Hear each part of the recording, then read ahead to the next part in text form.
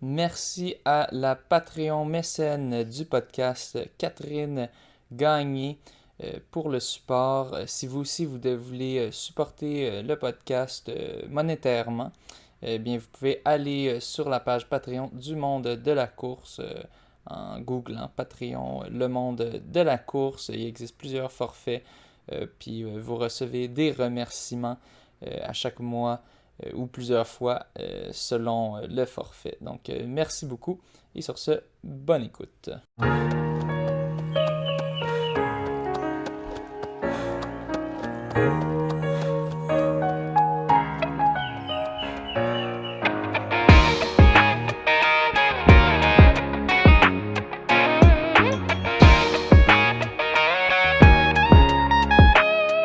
Le monde de la course. Bienvenue au monde de la course. Aujourd'hui, on a le plaisir de recevoir Jessie Lacourse. Une petite parenthèse, c'est drôle, à chaque fois que mettons, je mentionne ton nom, comme je dis, ah là, je vais faire un podcast avec Jessie Lacourse, là, tout le monde dit toujours le fameux commentaire. Elle porte bien son nom, elle. Donc, en tout cas, c'était Hey! drôle. C'est petit alinéa, j'imagine qu'il y en a d'autres qui sont dit aussi. C'est-tu un faux nom? Non, je pense que c'est ton vrai nom, c'est Lacourse. C'est ça. Mhm. Donc, Jessie Lacourse, qui est une coureuse très rapide, une de nos top coureuses au Québec, qui vient de battre le record québécois de 3000 mètres il y a quelques semaines, un peu plus d'un mois, en salle. Un temps en bas de 9 minutes pour 3000 mètres, Mhm. ce qui est tout juste en bas de 3 minutes du kilomètre à tenir pendant 3000 mètres. Donc, pas facile du tout. Même la plupart des hommes sont pas capables de faire ça. Et c'est encore plus rare chez les femmes. Elle a aussi récemment remporté la médaille d'argent au championnat canadien de 3000 mètres. Elle va pouvoir nous en parler en temps et lieu. Mais bon, je vais commencer le podcast comme je commence à chaque fois que je reçois une invitée, un ou une invitée pour la première fois. Quoique c'est pas la première fois que je te reçois. Je t'ai déjà reçu avec Jean-Simon Desgagnés Oui, il y a, je pense, en 2 ans. 2018, je pense. Ouais, c'est ça. Ah, 2018? Ok, ouais, ok. C'était dans Oui, les c'était ma première année universitaire. Ouais, ok, bon, ben c'était vraiment dans les débuts du podcast. On avait enregistré Ouais. ça. C'était drôle, c'était dans le lab où est-ce que je faisais ma maîtrise. La qualité audio était pas top, mais au final, c'était quand même intéressant. Je vous avais pris entre des compétitions, vraiment, c'était avant votre compétition ou c'était après, te souviens-tu? Je me souviens pas, moi non plus. C'était durant le week-end des championnats provinciaux universitaires, mais je me Ouais, rappelle plus quand ouais. exactement. Je me Je sais que souviens c'était plus. durant la compétition, là. Ouais. Ouais, ouais, non, c'est ça. C'était une journée de compétition. Je pense que c'était la deuxième journée. Je suis plus sûr, en tout cas. Mais c'était une journée de compétition. Donc, on avait eu les chances de vous recevoir tous les deux. Mais bon, là, cette fois-ci, on voulait faire un portrait un peu plus global de chaque athlète. On va avoir la chance de recevoir Jean-Simon Desgagnés dans les prochaines semaines. Mais bon, alors, je vais te poser la question que je pose aux athlètes que je reçois pour une première fois, même si c'est pas la première fois, mais quand même. Jessie, comment es-tu entrée dans le monde de la course? Alors là, ça remonte à il y a quand même très longtemps parce qu'avant de faire de l'athlétisme, j'étais coureuse de cross-country et sur route. Mais au tout début, ça a commencé par un prof du secondaire. Non? J'habitais en banlieue de Victoriaville, puis ce prof du secondaire-là organisait des courses pour chacune des années, des cinquièmes années, des sixièmes années, des secondaires 1 et secondaire 2, à chaque année au mois de mai. Puis ça entourait Victoriaville et les environs. Donc, moi, avec mon j'étais là-dedans. Puis là, aller faire cette course-là, je finis par gagner cette course-là en jeu de culotte. Là. Genre vraiment pas bien habillé pour faire ce genre d'événement-là. J'avais même pas vraiment des vrais souliers de course d'un pied. C'était vraiment ridicule, mon affaire. Mais c'est pas grave. Faut croire que dès là, j'avais un petit talent quelconque. L'année d'après aussi, même chose. Je termine, je pense, deuxième. Là, je me fais kicker à la fin. Puis, j'arrive au secondaire, puis ce prof d'éduc-là qui avait comptabilisé les résultats des années passées, il vient me voir, il remarque que je suis dans l'école secondaire. Il me dit: ça te tenterait-tu de faire partie de l'équipe de cross-country? Puis là, toute contente, j'embarque là-dedans, sauf que Je suis pas peut-être tellement bonne, là. Encore là. Je veux dire, je pense que j'avais fini 7e, 14e. 14e au championnat régional. Donc, je pars de loin. Le 14e au championnat Il y a combien de régional dans mon coureurs aux petit coin championnats d'esprit, régionaux? là. Dans les cantons de l'Est, il n'y a pas grand monde. Là. On devait être le double, peut-être une trentaine, une Ok, cinquantaine max. ok. C'était pas tant que ça. Là. Fait que t'étais Fait que dans là, le secondaire, 50%, là, tu sais, de... ah ouais, définitivement. Je savais pas comment courir. J'étais partie avec une fille qui était vraiment pas de ma force, mais tu sais, je savais pas comment courir. Fait que rendu au bout du parcours de 2 km, donc au bout d'1 kilomètre, je trouvais que c'était facile, j'avançais plus vite, je passais du monde, mais il était trop tard, là. Ouais, ouais, C'est ça, je savais pas encore comment courir une vraie course. ouais. Puis, c'est ça. Fait que là, tranquillement, pas vite, l'année d'après, j'étais en concentration soccer à ce moment-là, ça va à Ok. 1-2. L'année d'après, je gagne le régional. Donc là, Oh, j'apprends un peu des courses. Donc là, j'avance tranquillement, pas vite. Puis après ça, j'arrive aux provinciaux, secondaire 2, je finis 64e. Donc, on peut se dire que j'étais loin de gagner, puis j'avais eu des courses. Là, je savais un peu comment courir. Là. Mais, provinciaux, je termine 64e, secondaire 2. Puis là, puis ça, c'est des rendu à courses de l'été. combien environ provinciaux Mais secondaire là, le 2? provinciaux en cross-country là, scolaire, c'est des grosses choses quand même. Tu en as peut-être même fait au secondaire avec tes jeunes ou avec des jeunes que tu côtoies. C'est facilement une bonne centaine de coureurs. Donc là, j'étais vraiment à la fin du deuxième tiers. Là. Ouais, c'est ça, ok, 64e sur 100, c'est ça, t'étais même pas top 50%, Ah fait non, non, que, non, c'était ok, terrible, là, tu sais. wow. Puis Jacques, qui a été mon coach après ça pendant vraiment plusieurs années, il me l'a dit par la suite, il me dit, tu sais, t'étais bien ordinaire, mais t'avais bien du vouloir. Fait que, tu sais, j'étais peut-être pas la plus performante au départ, mais j'avais beaucoup de persévérance puis d'assiduité à l'entraînement. J'étais là Mhm. tout le temps ou presque. Puis j'aimais vraiment beaucoup ça aussi. C'est ce qui a fait que je suis restée. En secondaire 3, le sport-études est arrivé à l'école. Puis je me suis dit, bon, ben moi, j'aimerais ça, là. Mes amis, c'est toutes des filles de hockey, de soccer, mais tu sais, ils ont transféré au sport-études hockey. Fait que là, je me dis, Colin, moi, je joue pas au hockey, soccer, c'est moyen, je sais pas trop. Moi, je fais de la course à pied. Fait que, je m'en vais dans le sport-études de triathlon. Je sais pas nager, j'ai pas de vélo, mais je sais courir. Fait que là, je m'en vais dans le sport-études de triathlon. Puis heureusement, le programme commençait parce qu'aujourd'hui, si on reprenait la petite Jessie de secondaire 2 qui va dans le sport-études de triathlon, ça n'aurait pas passé. Puis probablement que mon talent n'aurait pas augmenté encore tant que ça. T'aurais pas fait la cote. C'est ça, j'aurais pas eu la progression que j'ai eue parce que j'aurais pas pu accéder au sport-études. Mais on m'a Ouais. laissé une chance d'arriver. Ma mère, j'ai convaincu ma mère d'aller dans le sport-études, d'avoir un vélo comme cadeau de Noël, fête, tout. Là. Fait que là, j'avais un vélo, j'ai appris à nager sur le tas. Puis vraiment, en ayant du sport-études à tous les après-midi, ça a fait en sorte que j'ai vraiment eu une progression fulgurante. Là. Donc là, on reprend les années passées, je continue de faire du cross-country. Fait que là, rendu au régional, je gagne, évidemment. Rendu au provinciaux, je finis 13e. Donc là, je suis passée de 64e à 13e en étant une catégorie au-dessus. Donc là, à partir de ce moment-là, j'ai vraiment eu des clics dans ma tête. Les objectifs, pour moi, ça a été, je pense, mon premier vrai objectif. Je me suis dit, l'année prochaine, je reste dans la même catégorie. Je veux vraiment faire une médaille, je veux faire un podium, je sais que je peux progresser. Donc, pendant toute l'année, je pense que j'ai jamais eu une course pour laquelle je me suis entraînée autant. Et ça a été la seule que j'ai eu dans la tête. À chaque fois que je m'entraînais, j'étais comme, moi, mon provincial de cross-country, c'est ce que je veux gagner.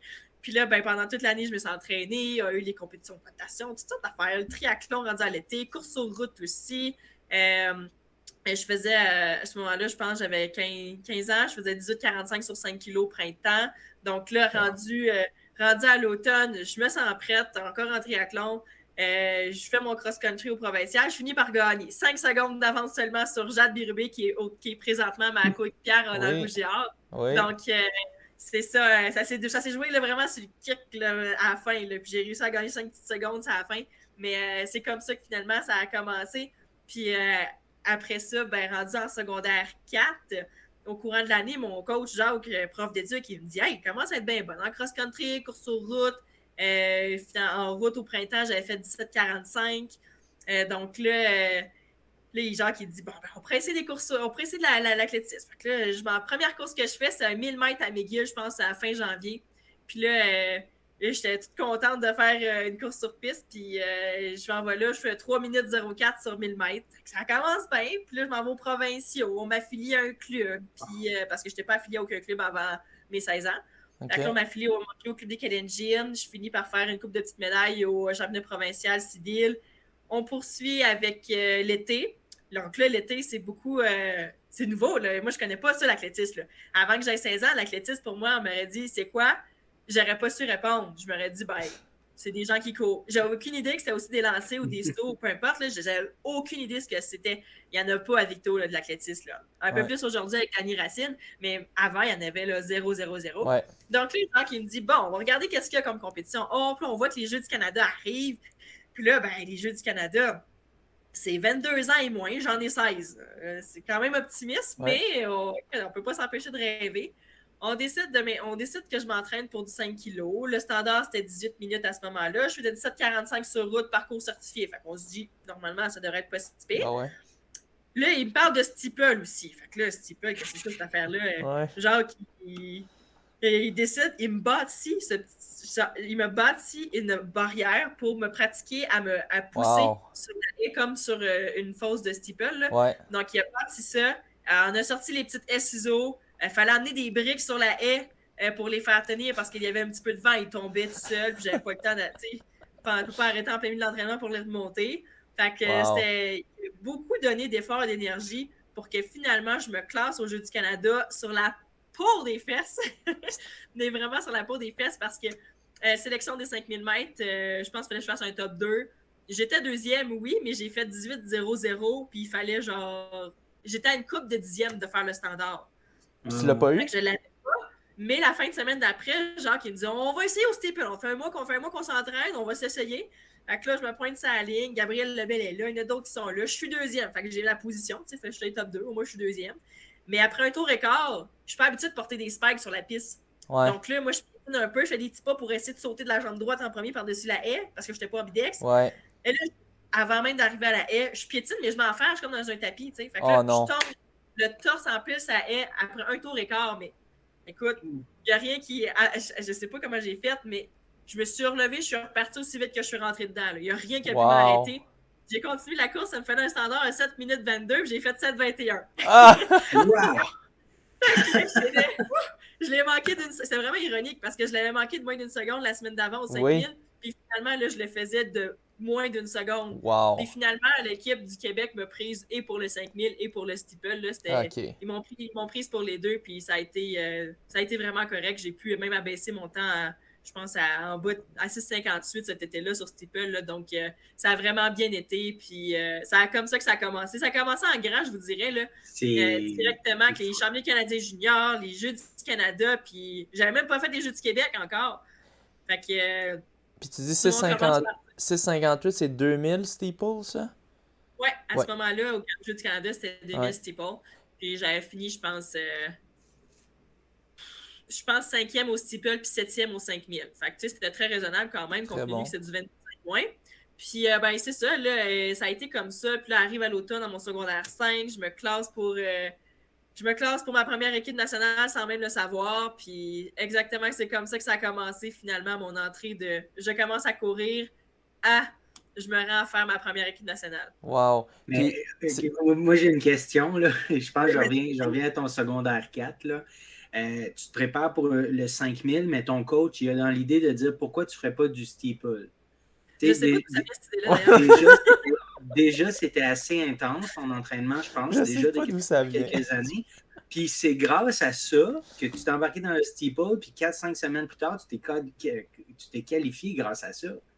Oui, parce que sinon, tu aurais juste fait une compétition, tu aurais juste fait le 5000, tu l'aurais raté par quelques dixièmes, tu disais, puis ça aurait été tout. Là. Mais grâce au steeple, c'est ça qui t'a permis d'aller... Oui, définitivement. Puis Jacques, ça a été un coach vraiment remarquable pour moi qui, à tous les étés, parce que là, rendu à l'été, il n'y a plus de sport-études de rien, mais de mon secondaire 2 à mon secondaire 5, à tous les étés, sans être payé rien, là. Moi, je ne savais pas, là, je ne connaissais rien là-dedans, mais tu sais, il me donnait des petites planètes d'entraînement écrites à la main. Là, tu sais, dans la semaine, tu vas faire tel entraînement, puis tu sais, durant l'été. Il me donnait des petites affaires à faire. Puis, tu sais, moi, je voulais, là, puis j'étais vraiment assidue, puis je m'entraînais, puis j'y allais. Puis, tu sais, il faisait tout ça de son... Tu sais, parce qu'il y a vraiment, tu sais, un grand cœur, puis il le faisait parce que... Puis il voyait le potentiel, puis regarde, ça a vraiment marché. Ah, définitivement. C'est fou, puis il m'a mené jusqu'à ma première équipe des mondiaux juniors en 2014. Donc, je veux dire, ça a été incroyable. Là. Puis le steeple, je ne sais pas d'où ça y est venu l'idée, là, mais probablement qu'il était regardé dans toutes les épreuves de distance dans lesquelles que je pouvais m'essayer pour les Jeux du Canada. Puis il a dit, celle-là, tu peux t'essayer. Puis finalement, c'est ce qui a fait en sorte que même aujourd'hui, je suis ici grâce à mon steeple. Donc, j'en dois beaucoup à mon petit coach Jacques, puis ça fait pas... on est en bonne relation encore aujourd'hui. Là. C'est quand même drôle comment... On se demande tout le temps comment des athlètes ont commencé dans le steeple, parce que c'est tellement une épreuve weird, une épreuve bizarre avec des sauts un peu random, puis tu sais, à base, les coureurs sont pas tant entraînés pour ça. Faut vraiment, j'imagine, oui, ça t'aide là, d'être rapide, mais il y a quand même, tu disais toi-même, vous êtes créé de quoi pour pouvoir vous entraîner pour ça, là, un peu fait maison. Mais ça prend quand même, il faut quand même s'entraîner à ça parce que c'est quand même une grosse poussée musculaire. Puis tu mentionnais ta chute dans ta course, puis bon, que tu t'es relevé, puis tout. Puis c'est pas ta première chute, si je me trompe. C'est pas ta dernière chute, si je me trompe pas. En fait, ça a été la première et dernière chute avant l'été dernier. Ouais, ok, c'est ça. De 2013 à 2021, j'étais jamais retombée. Mais l'année passée, 2 fois dans une même course, je suis tombée. 2 fois dans la même? Ben, en fait, c'est que, tu sais, l'année passée, il y a une course où est-ce que, tu sais, je passe la haie, j'ai une jambe d'attaque qui est droite vers l'avant, il y en a une qui est comme pliée sur le côté, puis mon genou a cogné la haie, mais vraiment intensément. J'étais à 300 mètres de la fin, je m'en allais pour scorer autant fort pour un PB. Là. Je veux dire, j'étais passé aussi vite que la fin de semaine, 2 fins de semaine avant, tu sais, quand j'avais fait mon gros temps. Fait que là, je m'en allais, puis j'étais avec des filles qui ont fait finalement 9,38, genre au steeple, puis on était toutes les 3 ensemble, puis je tombe et je fais une pirouette. Il y a des photographes partout qui ont pris ça en photo. Oui. Puis c'était incroyable. C'était épique la photo. Je me souviens, je l'avais vue, tu l'avais partagée. J'étais comme, wow, ça devrait gagner un prix là, pour une chute. 150 mètres plus loin, ben, on dirait que j'avais comme tellement eu peur. Rendu à la fosse, je suis pas vraiment tombée. Je me suis plus finalement garochée dans l'eau. J'ai juste mis mes 2 mains sur la poutre. Puis je veux dire, j'ai les photos à l'appui. Il y avait d'autres photographes là, puis ils m'ont pas manqué. Là. J'ai juste plongé dans la fosse au lieu de courir et sauter dedans. Là. Fait que, non, c'est ça.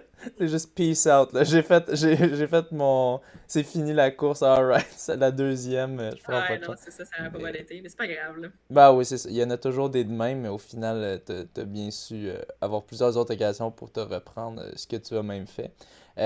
Mais en tout cas, je me souviens juste, ça m'avait quand même marqué. C'était assez impressionnant comme photo. Puis ça montre, c'est peut-être pour ça qu'il y a le steeple. C'est parce que c'est une épreuve. Tu sais, souvent les courses, c'est pas plate. Moi, je trouve pas ça plate, mais peut-être pour quelqu'un qui regarde ça de l'extérieur, qui connaît pas les temps exactement, ça peut paraître plate. Mais là, avec des haies, tu sais jamais si la personne va faire la haie, on sait jamais si le muscle va lâcher ou quoi. Fait qu'il y a toujours ce petit stress de plus, puis bon, au moins ça fait des belles photos quand quelqu'un se plante. Mais bon, on va continuer dans le fond ton parcours une fois les Jeux du Canada. Ben ensuite, quel cégep t'es allé t'as fait du cross-country au cégep, j'imagine? Oui, exactement. En fait, c'est à ce moment-là que j'ai transitionné. Oui. J'ai fait 1 année et demie, donc 2 saisons de cross-country avec le cégep de Victoriaville, non les Vulcains. Première année, je finis 2e au championnat canadien collégial, ça va super bien. L'année d'après, je l'emporte.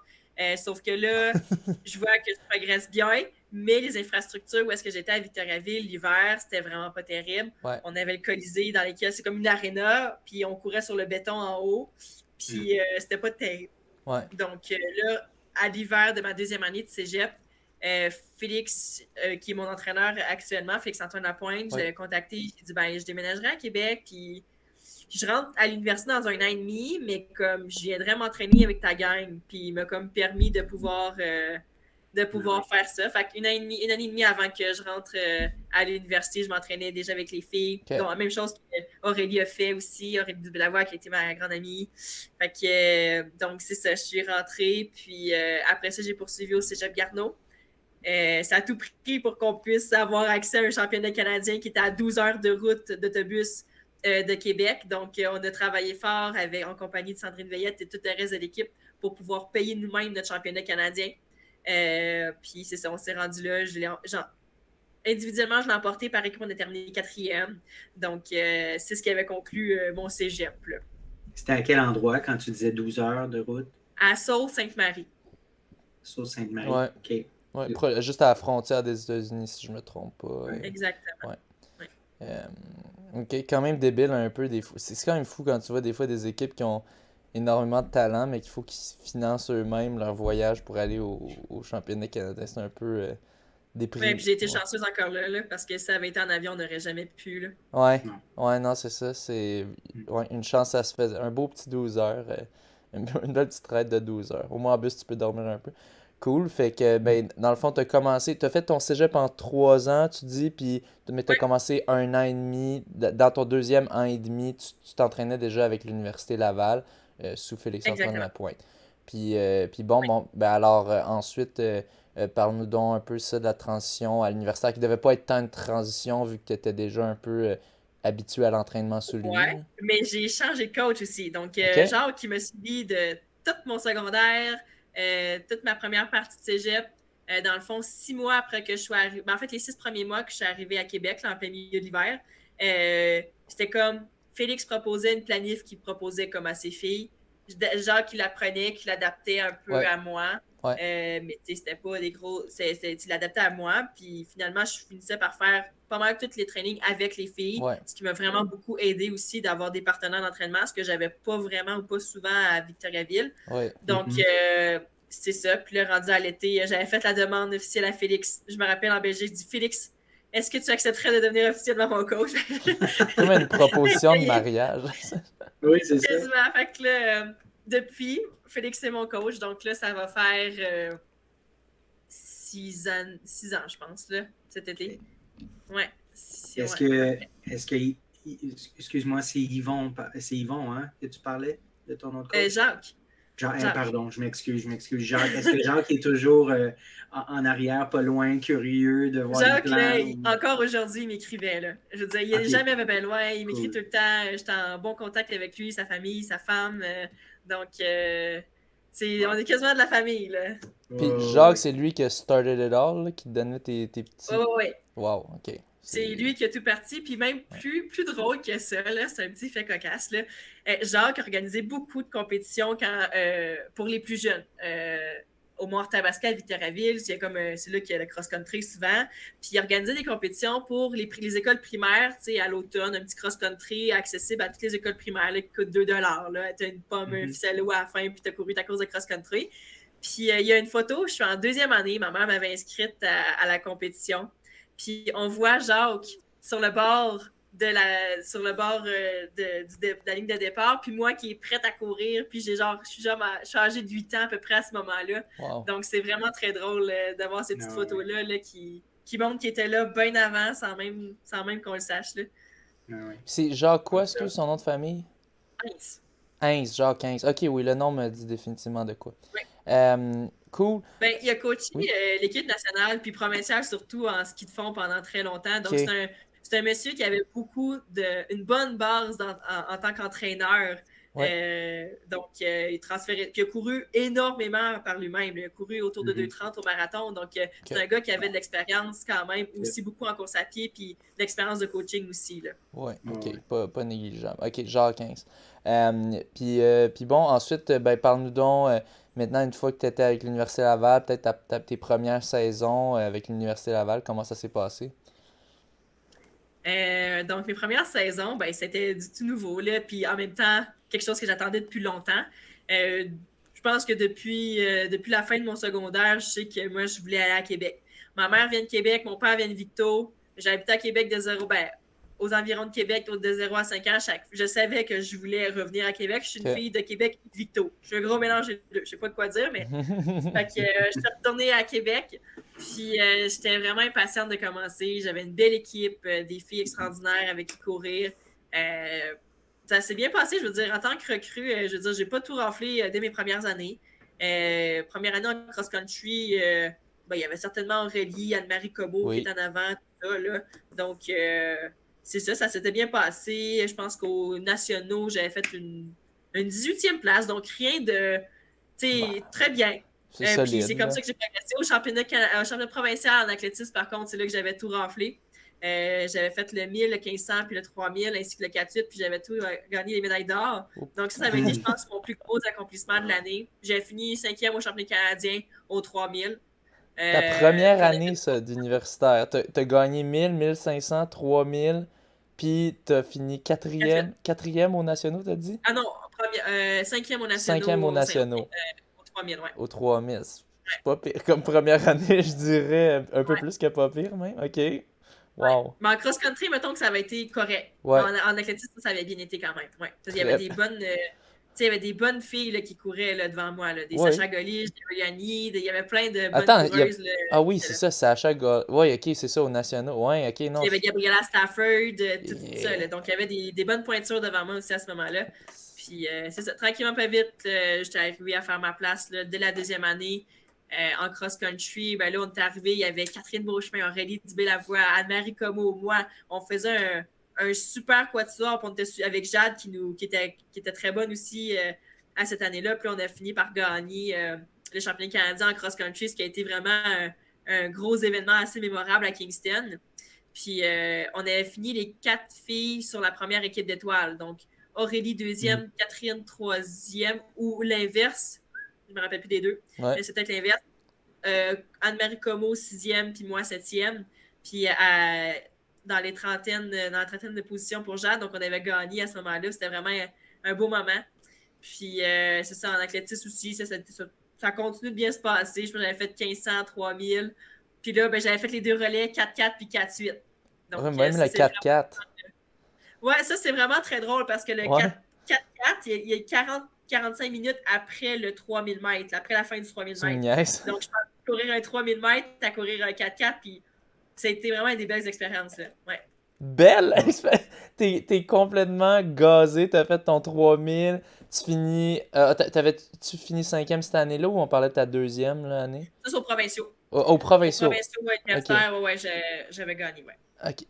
Mais au 4-4, je pense qu'on a terminé comme 3e, mais c'était vraiment très drôle. Puis c'est toujours le fun, parce que 4-4, c'est la dernière épreuve. Puis là, toutes les équipes sont là pour nous encourager. Puis c'est l'épreuve, je dirais, la plus intense en encouragement du championnat provincial. Donc c'est vraiment le fun de pouvoir faire partie de cette équipe-là. Tout à fait vrai. C'est vraiment le fun.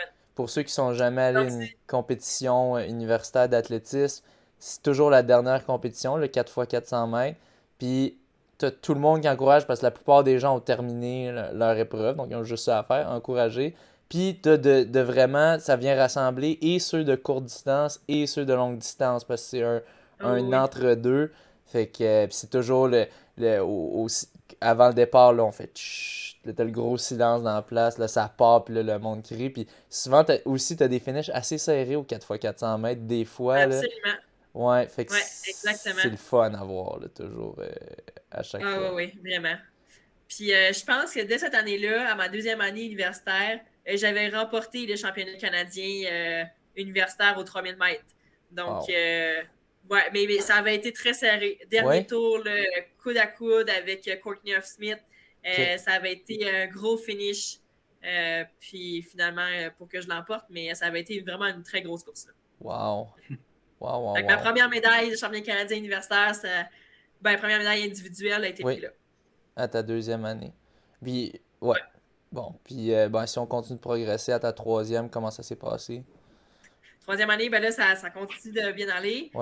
En cross-country, toutefois, j'ai comme été malade cet automne-là. J'avais pas fait le provincial. J'ai pogné un gros virus. J'étais pas totalement remise au championnat canadien universitaire. J'ai tout de même terminé... Je sais pas trop où, là. Honnêtement, je sais pas, peut-être autour de 17, 18, 20, j'en ai aucune idée. J'étais pas totalement remise de mes... Puis on n'a pas gagné par équipe. On a fini, je pense, 3e par équipe. Donc, ça avait été une moins bonne année pour nous. Canadien civil, par contre, ça avait bien été. J'avais terminé 10e, donc j'étais vraiment contente. Un beau parcours en Alberta, avec des balles de foin à sauter. C'était vraiment le fun. Ça me rappelait beaucoup le steeple. Puis, c'est ça. après ça, rendu à l'hiver, en athlétisme, même formule au provincial universitaire que l'année précédente, 1500, 3000, 4-8, 4-4. Fait que ça avait été d'autres beaux moments encore une fois. Championnat canadien universitaire, je l'emporte au 3000. Au 4-8, on finit une 4e position, donc ça avait été d'autres bons moments encore. Puis, est-ce que tu dirais tu te considères plus comme une athlète d'athlétisme ou de cross-country? J'ai l'impression plus athlétisme vu que tu as tes plus gros résultats, mais en même temps, tu as toujours fait du cross-country. Ça dépend des années, je te dirais. Jusqu'à cette année, je pense que j'aurais conclu que j'étais vraiment plus une fille d'athlétisme puis de piste. Ouais. Mais avec l'automne de cross-country que j'ai eu cette année, je peux pas dire le contraire. Là. Ouais, que tu peux. Ça a terminé l'été, c'était l'automne dernier, en fait. Là. Ouais. Donc après ça, c'est ça. Il y a eu la pause de la COVID, puis on en vient finalement à cette année universitaire là, qui est en cours, là, en train de se terminer. Là. Ouais, puis juste rapidement, comment tu as vécu ça un peu, la COVID, avec est-ce que tu as pu continuer à t'entraîner, puis comment ça a affecté ton moral puis tes entraînements? Honnêtement, je pense que les coureurs, on est les athlètes les plus chanceux qu'il n'y a pas eu dans la COVID. Oui, c'est sûr. Bon, là, je parle pas des sprinteurs parce qu'encore là, eux autres, c'était plus difficile dans le froid. Mais les coureurs de demi-fond, je veux dire, je pense pas que j'ai progressé. Je pense que je me suis tout à fait bien maintenue. Ouais. Puis, j'ai pu faire le strict nécessaire pour me maintenir à l'extérieur quand on devait être à l'extérieur, à l'intérieur quand on le pouvait. Puis en musculation, les fois de l'année où ça fonctionnait avec la COVID. Donc, ça a été beaucoup d'apprentissage quand même aussi, la COVID. Tu sais, comme quoi, il n'y a rien qui est acquis, puis on ne sait jamais ce qui va arriver l'année prochaine. Il y a des fois, par exemple, cette année, j'ai eu la chance de me présenter pour faire l'équipe nationale pour le Brésil, pour les Panames au Brésil en cross-country. Ça a donné le week-end entre les championnats provinciaux universitaires et les championnats canadiens universitaires. Aller au Brésil en dedans de comme 5-6 jours, aller-retour, c'était vraiment quelque chose. Puis je me disais, hey, ça va vraiment impacter mes provinciaux et mes Canadiens. Puis ça sera. C'est sûr qu'il y en a une des deux qui va prendre un peu le bord dans mes compétitions. Puis je me suis dit, j'ai la chance de faire ça là. Ouais. Est-ce que ça va se représenter éventuellement? Je le sais pas. Ouais. Donc, go for it, on y va. Puis, tu sais, je regrette pas. J'ai eu un beau championnat provincial. Au Brésil, ça a super bien été. Je veux dire, j'ai terminé 5e, première canadienne. C'était super comme parcours, comme expérience à la chaleur aussi. C'est de beaux apprentissages. C'est juste que c'est spécial de courir un 10 km au Brésil, puis que 5 jours après, je suis rendue à Saint-John, au Nouveau-Brunswick, à courir une finale de championnat canadien aux 3000 mètres. C'est complètement débile. C'est vraiment débile. Là. Il n'y a même pas eu un entraînement entre les deux. C'était juste du repos des jogs puis du repos des jogs. Là. Ça a été tout. Là. Fait que je suis arrivée, c'est ça, un petit peu toasté, je dirais, au championnat canadien. Mais c'est pas grave, ça m'a permis de faire une belle course quand même aux 3000 mètres. Puis, c'est ça, au 4-8, on a fait encore une 4e position cette année. Puis, au 1500 le lendemain, on n'en reparlera pas. À chaque fois, j'ai toujours fait le 1500 au championnat canadien universitaire, puis ça a toujours été la dernière course. Et là là. C'est toujours de la merde. C'était ta 4e en 2 jours, après tout ce que tu viens de décrire, après Paname, après les championnats provinciaux. Cette année, c'était la 8e course en 3 semaines, mais en un peu plus de 24 heures, c'était la 3e course. Puis à chaque année, j'ai toujours beaucoup de misère à me concentrer sur le 1500 mètres après la veille qui est 3000, 4-8. Donc, c'est tout le temps. En tout cas, c'est juste cocasse, mais au moins, je ne regrette pas de l'avoir faite parce que je sais que je l'ai faite, je l'ai essayé. Ça n'a pas si bien été que ça, mais c'est pas grave. Je l'ai faite, puis j'ai pas de regrets. Fait que c'est ce qui m'a appris la COVID, de pas remettre à plus tard quand on a la chance de le faire présentement parce qu'on ne sait jamais si on va pouvoir le refaire éventuellement. Exact, tu as la chance de le faire, faut pas cracher là-dessus. Puis j'aimerais un peu qu'on revienne sur les derniers championnats provinciaux. On se questionnait parce que on avait vu au championnat provinciaux qui était à Sherbrooke, si je ne me trompe pas, tu avais fini quelque chose, je pense, 10 secondes ou 12 secondes devant la deuxième au 1500 et au 3000, si je me trompe pas. Ouais. Comme, qu'est-ce qui s'est passé? Comme, c'est juste, dans le fond, j'ai entendu, on m'a informé, je pense que c'était Dominique Bérubé, si je me trompe pas, qui m'a écrit, bon, il m'a mentionné, il y avait plusieurs de tes coéquipières qui étaient déjà qualifiées pour les nationaux, fait qu'elle les faisait juste pas. Mais c'est juste... En fait, c'est ça. Ouais, vas-y. C'est que Jade puis Catherine, Jade, la fille de Dominique. Ok, bon, c'est les deux ça. filles, Ok. Ouais. Ouais, c'est ça. Jade, c'est la fille de Dominique. Oui. Donc, les deux filles venaient avec mon Paname. Puis, là, c'est ça l'affaire. C'est l'histoire de la COVID. C'est que si on attrapait la COVID au championnat provincial, les Panames, c'était fini. T'sais. On ne pouvait pas y aller. J'avais personnellement déjà eu la COVID en janvier. Puis, je me suis dit, OK, je veux vraiment faire les championnats provinciaux parce que je veux dire, l'année prochaine, on ne sait pas, il peut ne plus en avoir de provinciaux. Donc, ça va être ma dernière année d'études l'année prochaine. Donc, après ça, il n'y en aura plus de chance. Là.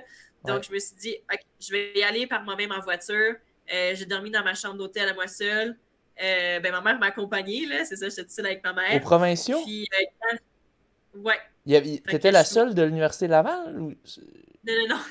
De mon côté. L'université est montée en autobus, puis était toutes dans les chambres ensemble. Mais moi, je suis montée comme un peu à l'écart pour essayer de minimiser les chances d'attraper la COVID. OK. Ouais, mais oui, toute l'université était là, oui, c'est ça, pas. OK. Donc, tous ceux qui n'étaient pas malades étaient aux provinciaux. Donc, c'est ça. Jade, Catherine n'était pas là. Donc, au 1500 mètres, il y avait quand même 2 très bonnes filles de moins qui étaient absentes, sans compter dans les autres universités, certaines filles qui ne pouvaient pas être là parce qu'elles avaient attrapé la COVID. Là. Je pense notamment à Muriel là, qui n'était pas là. Mais il y en a d'autres qui ne peuvent pas être là. Fait que c'est sûr que quand il manque des filles, là, ça peut créer des plus grands écarts. Là. Mais au 1500 mètres, l'objectif, c'était d'y aller en se donnant un bon effort. Donc, c'est ce que j'ai fait. C'est pour ça que ça a donné un bon écart au bout du compte. Là. Ouais, ben c'est ça. J'étais surpris. Au 3000, 10 secondes, OK, sure. C'est ça. D'habitude, les provinciaux, c'est un peu plus stratégique comme course. Mais bon, c'est sûr, si quelqu'un est à un autre niveau, ben peut-être pour toi, je pense même pas que c'était tant... tu t'es pas tant donné à... Ben, tu t'es-tu donné à 100% pour ton 3000 ou comme tu t'es juste dit je vais le gagner? 3000 mètres, finalement, ce qui est arrivé, c'est que je savais pas. C'est la dernière épreuve pour moi du week-end. C'est ma 4e épreuve. Donc, j'étais comme, je vais y aller comme ça me tente, là, mais je sais pas trop. Danny, il y a d'autres coachs qui venaient me voir. Tu vas commencer comment la course, tu sais? Parce que toutes les autres courses, je partais en avant. Puis, dans le fond, c'est aussi la technique. Tu sais, je me dis, regarde, je suis pas en arrière dans un peloton, j'ai moins de chance d'attraper la COVID. Je me dis, pas en avant, je règle ça là. Fait que, mais c'est ça, au 3000, finalement, il y a beaucoup de filles. Il y avait 3-4 filles qui, elles, visaient de faire, tu sais, leur objectif de l'année, entre autres, c'est de faire un sub 10 minutes. Donc, ces filles-là, ils voulaient faire en bas de 10 minutes. Mais tu sais, sans trop que c'était prévu, je suis partie à un pace très constant à 3,19 à chacun des 2 premiers kilos. Donc, pour les filles, c'était excellent pour qu'elles puissent faire finalement un temps sous les 10 minutes. Puis dans le fond, à 1000 mètres de la fin, Félix me dit, là, à 1000 mètres, tu ouvres la machine puis tu fonces. Donc, c'est pour ça que dans le dernier 1000 mètres, je suis allée chercher un 10 secondes. Là. Donc, OK. Fait que tu as joué le rôle de lapin pour eux. Sans que c'était prévu, notamment, en fait, c'est que je suis partie confortable, puis qu'en avant, puis ça a aidé les filles finalement, puis il y en a 2 d'entre elles qui ont réussi à faire en bas de 10, donc je suis vraiment contente pour elles, puis tant mieux si ça a pu finir comme ça. Là. Ouais. Mais en tout cas, c'est ça. Ouais, vas-y, Mathieu. J'allais dire, puis toi, ça t'a permis de faire une compétition un peu plus relaxe, parce que quand tu disais 8 compétitions en 3 semaines, là, on s'entend que les compétitions, c'est de l'intensité en partant, là. Tu sais, c'est pas courir un demi-marathon sans enlever la difficulté de courir un demi-marathon, là. Mais c'est intense tout le temps. À quel point tu aimes ça, aller dans le dur, tu sais, en partant dans les 3000 mètres, les 1500, les steeples, tu carbures à ça, à cette difficulté-là, puis... oui, c'est sûr, mais je veux dire, au moins dans les 8 compétitions que j'avais faites dans ces 3 semaines-là, comme vous l'avez dit, c'est pas les 8 dans lesquels je suis allée intensément. C'est ça. au 3000 mètres, ben là, ça, c'est vraiment ma distance par excellence. Ouais. Tu sais, au 1000 mètres, ben là, je me suis fait vraiment plus chauffer les fesses. Là. Ouais. Marie-Ève, puis les autres filles étaient vraiment. Eux autres, c'est plus leur palette, puis ils étaient bonnes dans tabarnouche. Fait que, tu sais, je me suis fait plus chauffer les fesses. Ouais, ça, là, Mais au c'était 3000 serré. mètres, ben là, j'avais une petite longueur d'avance. Là, donc, c'est sûr que je pouvais me permettre de ne pas me donner à 100% puis d'économiser un petit peu les batteries, pas juste physiquement, mais aussi mentalement. Parce que, comme tu dis, faire mal, ça vient chercher beaucoup d'énergie mentale, je dirais. Là. Ouais. Mais le 1500, t'avais aussi comme plus que 10 secondes d'avance. Comment s'est passé cette course-là? Genre... Ben, c'était la première course, puis Félix m'avait dit ben là, je veux que tu essayes de forcer.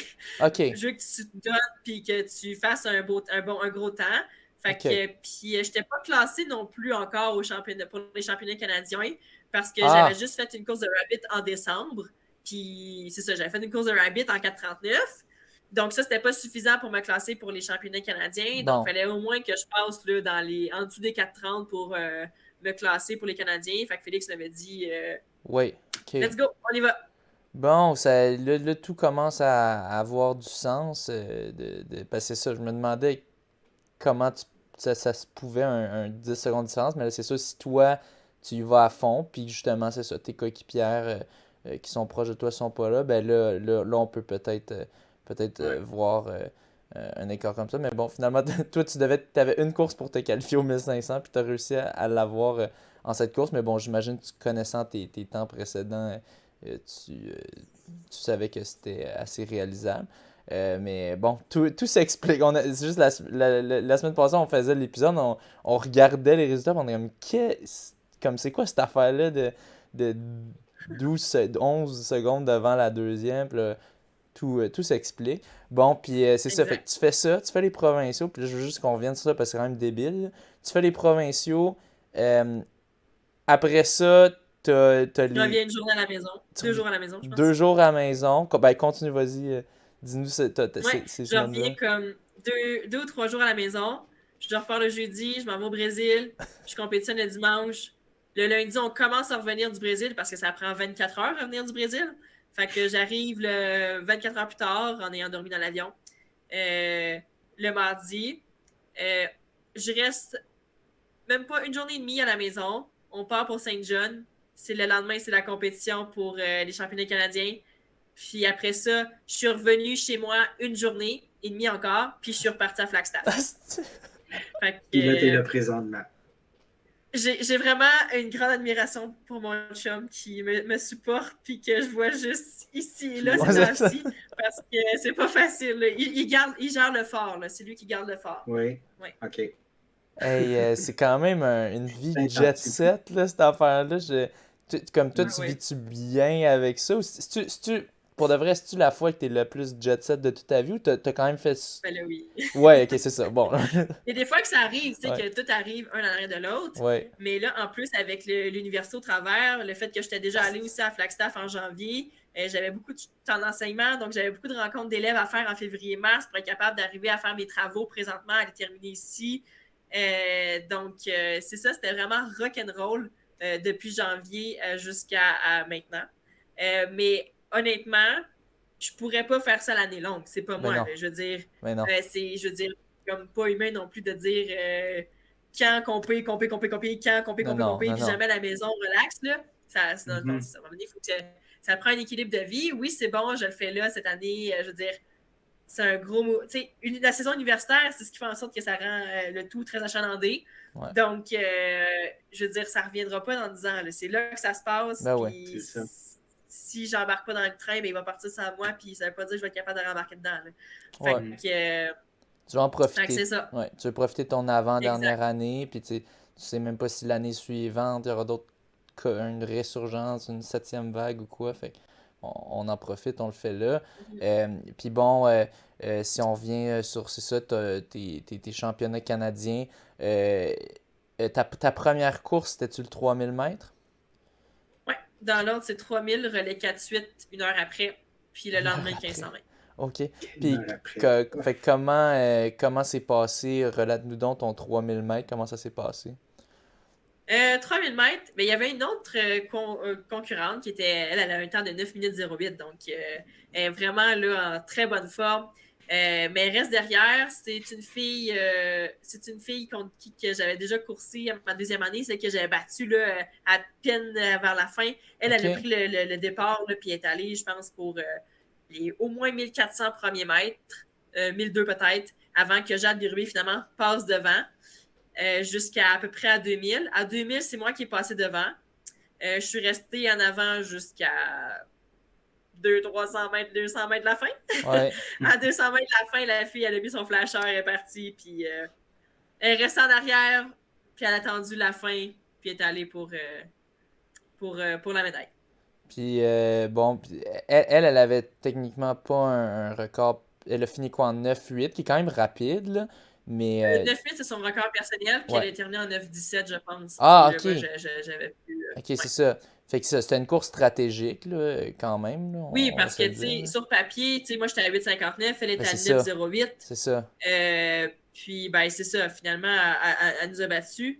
Mais non, ça s'est bien passé quand même. Mais c'est juste que j'étais un petit peu toastée, mais je pense que peu importe, là, elle avait quand même une bonne guerre de vitesse. Là. C'est une fille qui est très rapide sur 1500 mètres aussi. Ouais. Donc, elle avait un peu plus je de serais pas surprise vitesse. pour la voir progresser les prochaines années. Ouais, c'est ça. Elle avait juste un peu plus de vitesse. C'est ça qui lui a permis de l'avoir dans une course stratégique, dans le fond. Exactement. Ça fait quelques fois qu'on en parle à l'émission, mais les performances au centre à Boston, sur la piste intérieure de Boston, les performances sont très, très rapides. Puis, tu sais, ton 8,59, c'est à Boston que tu l'as fait. As-tu vraiment l'impression que quand tu cours là-bas, que la piste, elle a un impact là-dessus? C'est tout ce que tu ressens? Oui, il y a la piste, mais il y a aussi le fait que quand on se présente là-bas, il y a toujours énormément de coureurs du même calibre, ce qui fait en sorte que tu es accompagné, tu as quelqu'un avec qui courir jusqu'à la fin de ta course. Ou presque. T'es dans le tapis tous les cas, c'est rare que tu te retrouves dans un trou. Là. Quelqu'un a pourchassé. Tu as fini 6-7e, je pense, à Boston dans cette course-là, quand tu avais fait ton 8,59, quelque chose de genre. Dans ces coins-là. Ouais. Okay. Donc, c'est ça, je me retrouve. Tu as toujours quelqu'un à aller chercher, tu as toujours. C'est ça, tu es toujours. Puis la piste, évidemment, elle est courbée. Les virages sont courbés, là. Oui, sont... comme à McGill, c'est une piste inclinée. Ouais. Exactement, mais encore plus qu'à McGill. Ah ouais? Puis la piste, on est spéciale. Oh, oui. Donc, puis c'est ça. Mais en fait, je dis plus qu'à McGill. Il me semble que oui, là, ça semble être plus courbé qu'à McGill. Ça se peut. Peut-être que je me trompe, là, mais c'est l'impression que j'en ai. Oui, ça se peut. Je sais que McGill est quand même pas pire courbé, mais j'ai jamais fait celle de Boston. J'ai fait celle de New York, qui était un peu similaire. Puis c'est ça, puis c'est en bois. Puis est-ce que tu sentais comme que ça rebondit? Je sais qu'il y a beaucoup de coureurs qui disaient hey, tu sens que ça rebondit. Toi, est-ce que tu sentais ça ou pas tant? Ben, c'est sûr que cet effet-là, on l'a tout un peu là, à Boston, mais je sais pas si c'est vraiment un vrai effet ou c'est le fait que, je sais pas à quel point ça peut rebondir une piste. Là, c'est quand même un matériau de piste puis elle est faite en bois. Fait que, puis je veux dire, on pèse pas 500 livres non plus. Là, fait que je sais pas trop à quel point ça peut rebondir, mais bon, je veux dire, c'est ça. C'est toujours des bons temps quand on court là, puis c'est plaisant. Là. Cool. Ben oui. Puis bon, c'est ça. Ensuite, tu as fait le 4x 800 mètres. Encore une fois, 4e. Un petit peu pour votre équipe, un petit peu crève-cœur, je pense que tu mentionnais. Parce que c'était pas loin. Je pense que c'était quoi? C'était une ou deux. C'était pas très loin là, en termes de temps versus non, c'était proche encore. Là. Ouais. Puis comme une seconde ça faisait comme 2 années en ligne finalement qu'on finissait 4e. Là. Ouais. Puis c'était-tu serré l'autre année? Oui, l'autre année, c'était encore plus serré. Puis c'est moi qui avais été la dernière coureuse. Donc, c'est moi qui avais un petit peu la crotte sur le cœur de me dire Colin, c'est moi qui finis 4e au lieu de 3e.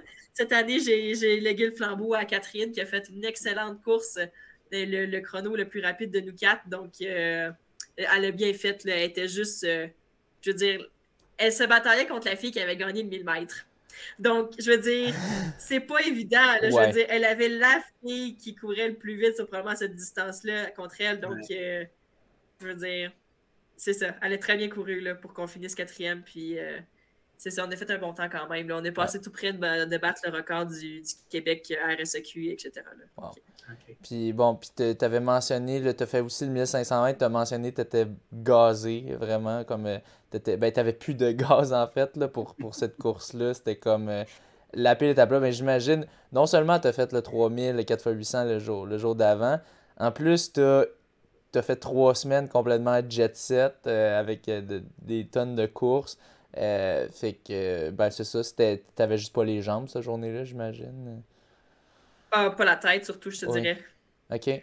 Il faut que tu veuilles te faire mal par te pointer sur la Ouais. ligne de départ en disant hey, Ouais. là, aujourd'hui, là, je vais de l'atteindre, puis genre, ça va faire mal, mais j'étais juste plus capable. Ouais. Fait que, Après c'est ça. avoir fait ça 7 autres fois en dedans de 3 semaines. Puis, Presque, tu sais. ouais, puis qu'est-ce que tu dirais qui est pire entre 800 ou 1500? C'est différent. Puis ça dépend où puis comment. Je te dirais qu'un 800 mètres en relais, c'est le fun. Là. Puis c'est Ouais. challengeant en motadine. Puis je veux dire, l'équipe, tu cours en équipe. Là. Ouais. Puis c'est vraiment différent comparativement à un 1500 mètres tout seul. Donc, c'est sûr que moi, j'ai mis mon expérience de 4-8 que mon expérience de 1500. Mais c'est ça. Je sais pas quel des deux. Honnêtement, j'en fais pas souvent des 800. Ouais. Je l'ai fait un l'été dernier pour le plaisir. Puis, Plaisir. c'est ça dure vraiment longtemps. Oh, ouais. Ouais, ben oui, pour le plaisir, parce que ça faisait longtemps que je n'avais pas fait un. Puis, je pense que ça remontait à 3-4 années avant. Puis, à ce jour, j'ai juste fait 2 fois des 800 à l'extérieur. Là. Je l'ai pas Ouais. fait souvent. Ouais. Fait que, Donc, je dis plaisir avec des petites parenthèses, pas des parenthèses, des comment on appelle ça? Guillemets. Des guillemets, oui, ouais. voilà, des guillemets. Parce que, bon, personnellement, moi, j'en ai fait un dans un 4x800, en tout cas, je trouve que c'était rough, c'était pas mal rough, l'effet d'acide lactique, mais on a jasé avec d'autres mondes qui disaient, bah, 1500, c'est pire. Donc, mais oui, c'est sûr, les deux sont quand même très différents, mais j'imagine l'aspect d'équipe, en effet, ça doit rendre, quand c'est un 4x800, moins pire, vu que tu as tes coéquipiers qui t'encouragent, fait que tu tasses un peu le focus moins vers toi, puis plus vers les autres, donc moins vers ta souffrance, puis plus vers l'objectif. Puis, est-ce que vous pratiquez, juste une question, est-ce que vous pratiquez un peu les échanges ou pas tant? Non. Non? Non, pas du tout. Ok. Aucunement. Non. Là, je me demandais. Fait que c'est. Mais je veux dire, l'impact des échanges sur un 4-8 est pas mal moins grand que sur Oui. un 4-2 ou un 4-4. Non, c'est Le sûr. 4-2, il y a une bonne partie de la course qui va se jouer dans l'échange, Oui. dans le 4-2. Mais dans le 4-8, pas vraiment. 4-4, est-ce que vous pratiquez, pas pire? Ou... Ouais, on va dire, j'ai couru 2 fois un 4-4, puis je n'ai jamais pratiqué ça avant. Ok, ok, quand même. Non, mais parce Faut juste t'assurer de pas échapper le témoin. Parce que dans le fond, c'est que nous, on le prend en regardant la personne. T'sais. On regarde vraiment la personne, tandis que dans le 4-2, il va tendre le bras vers l'arrière. Puis Ouais. il faut vraiment que les filles soient coordonnées. T'sais. Ouais. Mais c'est ça. 4-4, 4-8, ben nous, on se le donne en se regardant. Là. Ok. Ouais, non, ouais, mais ouais, je sais juste, dans des 4x4, en tout cas, j'ai souvent vu des cafouillages là, à des courses. Puis 4-8, c'est sûr que ça doit être moins fréquent, Ouais. mais ça peut arriver. Il faut mais, juste que tu leur prennes, puis tu leur donnes, puis ça finit. Ouais, c'est c'est ça. ça. Fini, mais... Ouais, 1 ou 2 secondes, au final, ça change pas tant. Puis c'est sûr, t'as plus l'occasion de te reprendre. Mais bon, je me le demandais juste comme ça, mais j'imaginais que ça ressemblait un peu. Ben, j'imaginais peut-être vous pratiquer juste un peu avant la course ou quoi. Mais. Ça a peut-être déjà arrivé, mais tu sais. Ok, bon. Puis bon. Oui. Ben, je Vas-y. vais partir sur un petit bout. Tu parlais du 1500 mètres que tu as fait à l'extérieur l'été dernier, probablement. Je regardais sur ta fiche World Athletic, justement, l'été 2021, juin, juillet, tous tes PB, ils ont tous été faits en comme 6-7 semaines. Je veux juste les mentionner. Là, le 3000 mètres steeplechase le 21 mai 2021, 2000 mètres steeplechase le 12 juin. Après ça, le 29 juin, le 1500 mètres. Le 10 juillet, le 1000. Le 25 juillet, le 5000 mètres. Puis le 31 juillet, le 800 mètres. Fait que tu as fait 6 PB en 6-7 semaines à peu près. C'était un bel été, j'imagine. Ah, ouais, absolument. Pour vrai, au début de l'été, je me disais, si je peux faire autour de 9,45 au steeple, je vais être très heureuse. Écoute, je pleurais à la fin de ma course de steeple. J'étais comme, quand j'ai fait mon 9,40, j'étais tellement heureuse. J'en croyais pratiquement pas le chrono. C'était à New York, puis ça avait tellement bien été, je capotais. Puis finalement, toutes les autres épreuves ont suivi. Au 1500 mètres, ben, j'ai fait un petit PB, ça se prend toujours bien.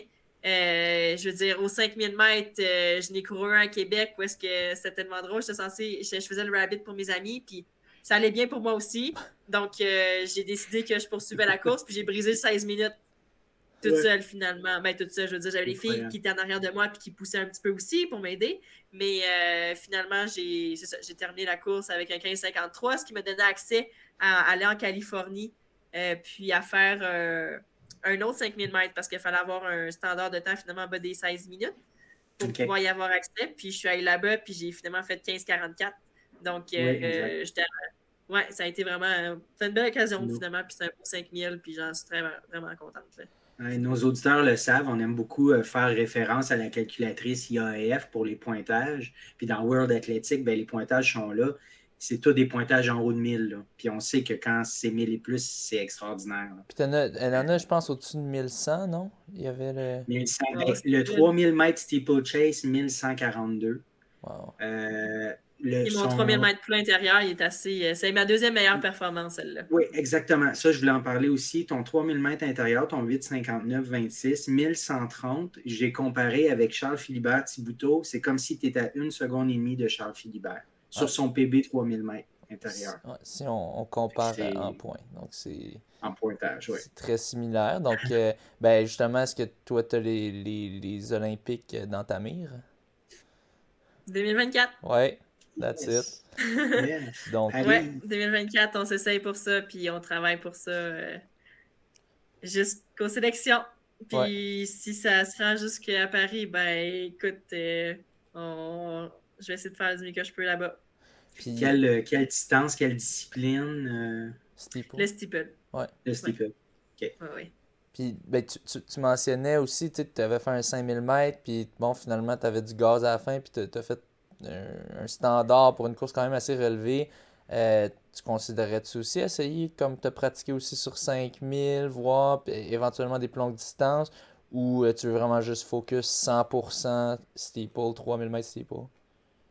Je pense que si je veux vraiment avoir le plus de chances possible pour 2024, il faut que je mette toutes mes œufs dans le même panier sans trop m'éparpiller parce que sinon, j'y arriverai pas. Là. Puis c'est déjà extrêmement dur dans une été de faire plusieurs courses de steeple pour vraiment aller chercher ce que je vaux pour vrai. Parce qu'il peut arriver de sortes d'affaires. Il y a une course où je suis tombée 2 fois. Il y a des courses que c'était mon ouverture de saison. Donc, tu sais, il faut vraiment que tu fasses plusieurs courses de steeple pour aller vraiment chercher, tu sais, le meilleur de ce que tu peux durant l'été. Puis après ça, si ça donne, oui, je vais faire un 5000 mètres. Encore là, des fois, j'en fais un, j'en fais deux. Si ça donne, je vais faire un 1500 mètres. OK, je vais en faire un, je vais en faire deux. Finalement, j'ai pu faire un 800 aussi, mais tout ça ensemble, ça fait vraiment beaucoup de courses dans une été. Là. Oui. Donc, c'est dur de dire, je vais essayer de focusser à la fois sur steeple que sur 5000, que par exemple, ils vont dire, 5, 10, 20 km route, là, mais non, je peux pas tout faire. Fait que, par exemple, je vais faire le 14 mai prochain, le 5 km route du Lac-Beauport, qui est le championnat provincial, je pense, du 5 km. Oui. Au Québec. Donc, je vais être là. Puis, je veux dire, je proviens de la route. Donc, je suis vraiment... j'aime ça encore faire des courses sur route. Ouais. Puis, je pense que ça me manquerait de ne pas en faire une au moins par année. Là. Ouais. Donc, ouais. Puis, juste, on va bientôt finir ça parce que tu as été très généreuse de ton temps, mais on sait que tu es en fin de session, donc le temps est une ressource qui vaut de l'or pour toi. Mais je voulais savoir, dans le fond, un 3000 mètres steeple, comment ça se court? Mettons, pour quelqu'un qui n'a jamais couru ça, peux-tu nous décrire un peu qu'est-ce qui se passe dans ta tête dans un 3000 mètres steeple? Tout d'abord, il faut être en mesure de sauter des haies. Hein? Ouais. Donc, puis de l'avoir essayé au préalable. Tu ne pointes pas là en n'ayant pas pratiquement peu sauté de haies. Là. C'est pas comme le relais que tu peux juste aller là puis t'as pas pratiqué le relais. Mais sauter des haies, il y a quand même un art là-dedans. Je veux dire, oui. Là, ça prend un minimum de pratique. Puis, si on veut pas vivre une expérience traumatisante, honnêtement, il faut avoir un minimum de pratique dans le saut de haie. Fait qu'il y a un 3000 mètres, honnêtement, je pense qu'au niveau de la cadence, si ça change un peu quand même, parce qu'à chaque fois que tu approches la haie, tu augmentes un petit peu la fréquence pour bien passer la haie. Mais en passant la haie, ça te fait ralentir un tout petit peu, tu reprends la fréquence. une autre approche, ben, il y a beaucoup de changements de fréquence. Donc, pas des gros, mais vraiment fréquemment, comparativement à un 3000 normal ou un 5000 ou peu importe la distance, où est-ce que souvent ça va être plus régulier comme cadence. Il y a beaucoup de changements de cadence dans la course. Donc, ça change quand même. Puis, ben, je veux dire, après ça, le reste, c'est pas vraiment différent. Je veux dire, tu cours un 3000. C'est sûr que plus la course avance, plus les haies deviennent dures et plus la fosse devient dure. Donc, ça devient un travail de vraiment essayer de focusser fort. Puis au niveau de la concentration, je pense que c'est une course qui demande vraiment plus de concentration parce que tu peux pas juste comme t'endormir un peu puis comme rester en arrière du pack et courir. Non. À chaque 100 mètres, même moins, tu as un obstacle. Donc, faut que tu restes assidu. Puis c'est ça que j'aime du steeple, c'est que à tout coup, tu as un obstacle à sauter, puis ça fait que c'est une course qui passe extrêmement vite. Puis je pense que c'est l'épreuve que j'aime le plus faire. J'aime vraiment, vraiment, vraiment ça. Oui, définitivement. J'aime le courir, le steeple. Bon. C'est pas... tu sais, quand je l'ai placé des fois en ordre de ce que j'aime le plus courir, ben le steeple, ça venait en premier. Puis ensuite de ça, je pense que c'était quelque chose comme probablement le cross-country, puis les courses sur route, puis après ça, le 5000. Puis... Fait que c'est ça. La course que j'aime le plus faire, c'est le steeple. Bon. Okay. Est-ce que je sais pas, une stratégie de base au steeple, je sais pas, est-ce que c'est de se dire je veux être en avant pour pas risquer de. Tu sais, s'il y en a une qui s'enfarge dans une haie, là, toi, t'es direct en arrière, puis bon. C'est beaucoup de risques, hein? Parce que oui, il y en a qui peuvent tomber à tout bout de champ. Il y en a qui vont décider qu'à chaque haie, ils vont se tasser un petit peu. Moi, je suis un petit peu téméraire, mais ça a joué en ma faveur la fois où j'ai fait mon 940. Je suis restée dans le corridor intérieur tout le long, puis quand je sautais dans les fesses de la fille en avant de moi. Fait que je me croisais les doigts forts pour qu'elle ne tombe pas.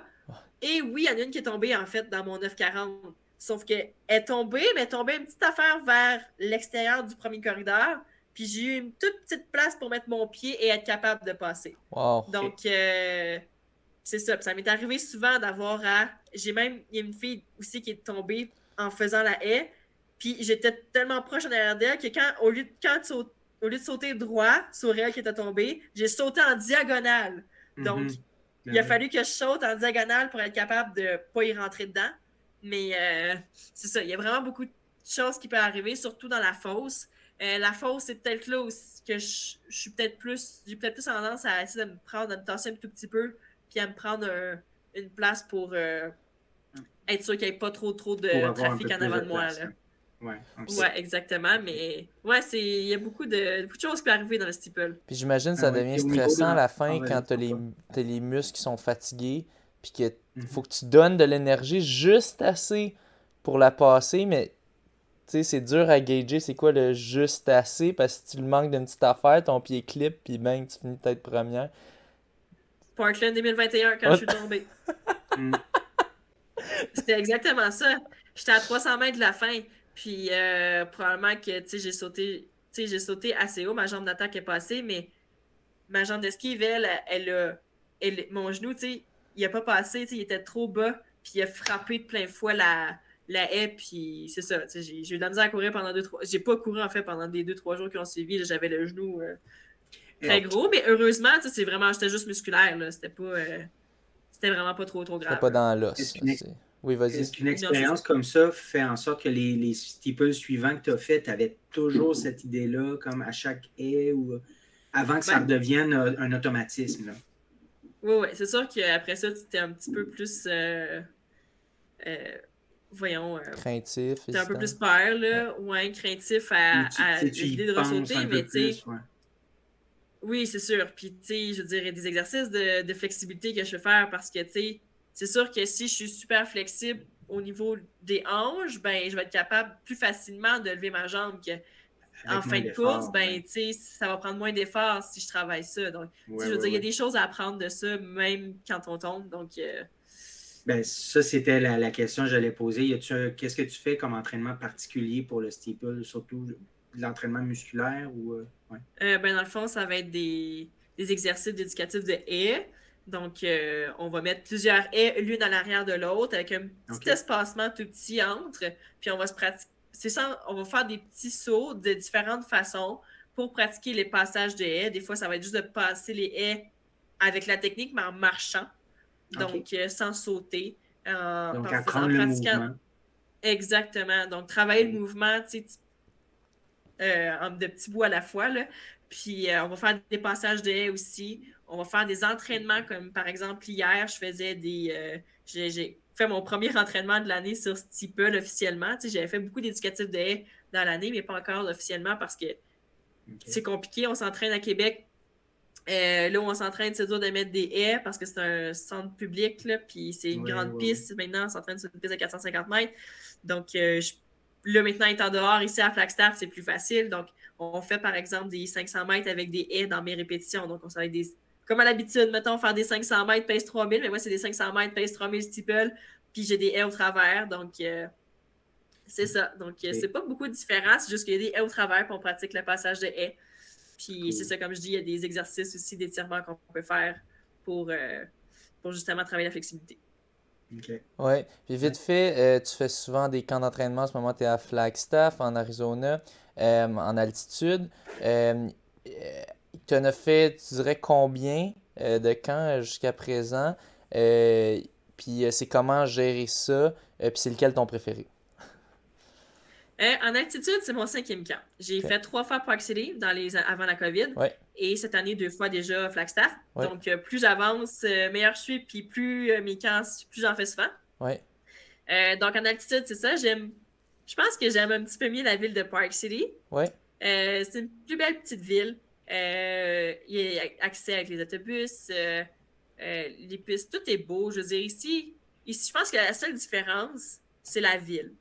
Tu sais, Flagstaff, c'est une ville... c'est une moins petite ville, tu sais, c'est plus grand un petit peu, puis je veux dire, t'as besoin absolument d'avoir une voiture pour te déplacer, puis c'est ce qui fait que tes moments entre les entraînements, ben c'est ça, t'es plus chez toi, dans ton petit hôtel, puis à faire tes petites affaires, mais Park City, j'aime mieux ça, l'ambiance, mais sinon, pour l'entraînement, les deux, c'est très équivalent, là. Les deux ont des pistes en altitude, en basse altitude, il y a des... Ici, par contre, il y a un petit peu plus avec l'équipe nationale, je pense qu'il y a un petit peu plus un suivi au niveau... On fait des tests plus poussés, plus spécifiques pour voir à quel point le camp en altitude va avoir été bénéfique, mettons, pour moi. Puis sinon, dans les camps, j'en ai fait aussi des camps d'entraînement, mais pas en altitude. Vancouver, en Californie. Californie, beaucoup Floride aussi. Donc, Vancouver, je pense, ça a été mon préféré l'année dernière. J'ai adoré la ville, les milieux d'entraînement, les pistes, le climat, les gens là-bas. Ben, veux pas, on est avec des Canadiens, on se sent déjà plus. On se sent déjà plus en famille, puis on se connaît plus, mettons, que quand on va en Californie ou en Floride, que là, ben, on connaît personne d'autre. Hein? Fait que pratiquement pas. Fait que c'est ça. À Vancouver, j'ai vraiment beaucoup, beaucoup aimé. Puis sinon, la Californie, ben, pour les compétitions, c'est incroyable. Puis en fait aussi, en Belgique, les compétitions en Belgique, si j'avais à nommer un endroit pour faire des compétitions de tout niveau, ce serait là. J'ai adoré vraiment. Pour vrai, puis c'était vraiment pas cher.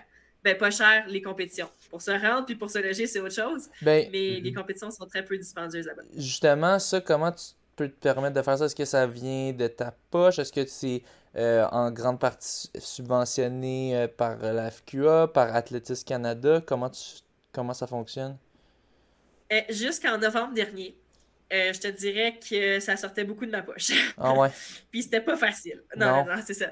C'était jusqu'en novembre dernier. La différence, c'est que meilleur t'es, plus tu fais des bonnes performances, c'est à ce moment-là que les gens vont plus te donner des sous. Puis que tu vas te faire, par exemple, maintenant, j'ai le carding. Donc, c'est un petit peu plus de sous, mais c'est un carding développement. Fait que c'est un petit peu plus de sous qui m'aident. Puis j'ai, par exemple, des budgets autant d'Athlétisme Canada que de la fédération pour des camps d'entraînement, des compétitions, ben, des budgets. La fédération va nous octroyer des budgets. Par exemple, présentement, en fin de semaine, il y a un déplacement qui se fait d'Équipe Québec vers Bucknell. Donc, ce genre de truc-là dans lequel je peux toujours embarquer. Donc, c'est ça. La Fédération d'athlétisme du Québec, dans les dernières années, a vraiment beaucoup aidé avant que je sois cardée. Parce que honnêtement, sans ça, je pense que j'aurais énormément de difficultés à aller faire des bonnes compétitions. Puis à aller faire les compétitions qui ont fait en sorte qu'aujourd'hui, j'ai un 9,40, j'ai un 15,44 dans mon profil. Sans ce budget-là, j'aurais jamais pu. Puis il y a des gens comme Pierre Léveillé qui décident de nous offrir un billet d'avion à certains athlètes quand on est dans le besoin puis qu'on a besoin. Je veux dire, il y a des gens comme ça qui sont généreux puis qui donnent pour l'athlétisme puis pour les jeunes, pour nous monter. Puis ça fait vraiment la différence parce que sinon, on serait juste incapable. Puis oui, on a beau tout donner de notre poche, mais à un moment donné, il faut essayer de vivre aussi. Là. Ouais, c'est ça. Là, on a un logement à payer, on a des trucs à payer, puis on peut pas toujours se permettre de s'endetter. Là, fait que, ouais. Puis avec l'inflation, c'est encore moins facile, puis les prix du logement qui explosent. Puis je me souviens, il y avait un moment donné aussi, tu parlais de Pierre Léveillé, je me souviens aussi d'une fois d'Éric Fournier qui avait, il avait fait une levée de fonds pour te payer des nouveaux, des nouveaux parce que Alpha j'avais pas Fly. été chanceuse. Ouais. Mais c'est ça, c'est des gens comme ça. C'est le marathon du train du Nord qui m'ont aidé aussi. Il y a plein de gens qui m'ont beaucoup aidé. Puis, je veux dire, je les remercie tellement. Là, je veux dire, à petite ou à grande échelle, ça vient faire toute la différence dans ma carrière sportive. Là. Ouais. Mais c'est quand même fou quand on pense que tu dépends un peu de ça, de la générosité des gens, parce qu'au final, dans le système, c'est pas tout le monde qui peut recevoir de l'argent. C'est normal que ce soit pas tout le monde, mais même des athlètes de haut niveau comme toi, jusqu'à tout récemment, c'était quand même assez difficile d'obtenir des fonds. Bon, on va te laisser sur une dernière question parce que je sais que tu veux courir quand tu es encore dans la lumière. Dans le fond, c'est quoi les compétitions qui s'en viennent pour toi? Donc, je reviens au Québec le 1er mai. Oui. Ensuite de ça, le 14 mai, je serai à Québec au 5 km du lac Beauport, à lac Beauport. Puis, ça, c'est vraiment pour mon plus grand des plaisirs, la course sur route. Le 14 mai, ça va être New York pour ma première compétition en steeple. Ça va être très relevé, ça va être de calibre international. Ils vont faire venir des filles de partout. Il y a des grosses bourses qui sont données, donc j'aspire pas nécessairement aux bourses, mais j'aspire à avoir un beau peloton, puis je vais être parmi celles-là. Et ensuite de ça, ça va être début juin, probablement, au Portland Track Festival, en essayant de ne pas tomber cette fois-ci. Ça va être un autre 3000 mètres steeple. Puis peut-être au Harry Jerome, qui va être 3, 4, 5 jours, je ne sais pas trop, après cette course-là. Ça va dépendre de mes 2 premiers steeples. Sinon, championnat canadien à la fin juin à Langley, à OBC. Puis à partir de ce moment-là, ben ça va dépendre de mes performances. Est-ce que je vais avoir été en mesure de me classer pour les mondiaux? Est-ce que je vais être en mesure d'y aller pour les NACAC? Je ne le sais pas encore. Donc, ça va rester à voir d'ici la fin juin. Super. Ouais. Ben, merci de nous avoir accordé de ton temps pendant ce camp d'entraînement. Si les gens... C'était le plus grand des plaisirs. Merci. Merci. Merci surtout de faire rayonner le Québec comme ça aussi. Oui. Tu vas vraiment... Puis, si les gens veulent si les gens veulent suivre tes entraînements, est-ce qu'ils sont publics sur Strava ou non? Ok, bon, c'est correct. Je ris un petit peu parce que moi et ma montre GPS, ça fait vraiment deux. Je l'aime pas, ma montre GPS, puis je suis tannée de l'avoir. Fait que là, je veux dire, t'as une quoi? Il faudrait que je m'engraine du nom. La prochaine levée de fonds, ça va être pour le monde. Va falloir que je me graine d'une autre montre GPS puis que je m'embarque sur Strava. J'ai un compte Strava, mais il y a 0 publication. Je vais jamais. Je sais même pas comment ça marche encore. Je pense que je suis vraiment une extraterrestre à ce niveau-là. Je cours toujours avec ma Timex. Toujours. OK. Fait que, pas de GPS. Ben, j'en ai ma montre GPS, mais vois-tu, je me suis trompée de fil pour la charger. Fait que c'est plate. Genre, moi, je m'en servirais pas du cas. Bon, ben. Fait que c'est ça. Bon, prochaine levée de fonds, trouver une montre GPS pour Jessie ou s'il y a des sponsors qui s'en cherchent, gênez-vous pas. En tout cas, si jamais tu es intéressé par Garmin, j'ai des contacts, on pourra se parler si jamais tu veux. Mais c'est ça, bref, merci beaucoup pour ton temps. Et sur ce, bonne course. Bonne course. Merci. Merci.